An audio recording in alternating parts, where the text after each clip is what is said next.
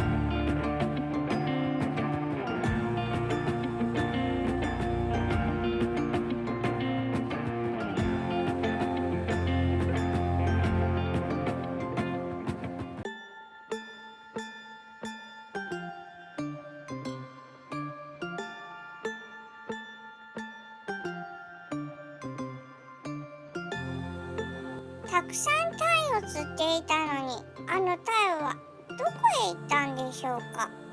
全然映ってませんでしたね。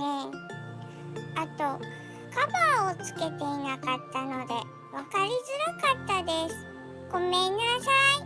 それから宮丸渡船さんでは平場やジギングなど船の方もやっているそうです。興味のある方はぜひ行ってみてください。チャンネル登録、高評価、コメントありがとうございます。ご視聴ありがとうございました。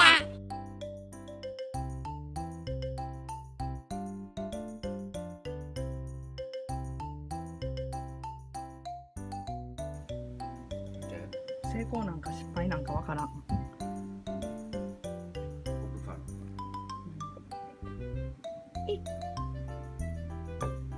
ぐしてからちゃんと。わかった。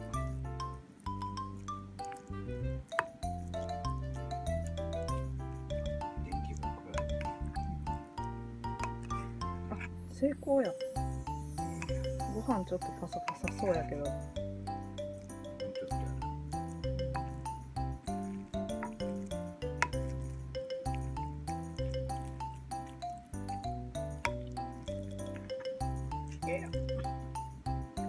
おこげがないね。ないね。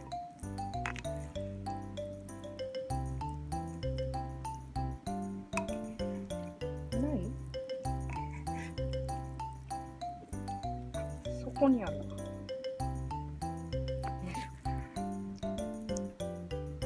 おこげ発見。食べていきます。はい。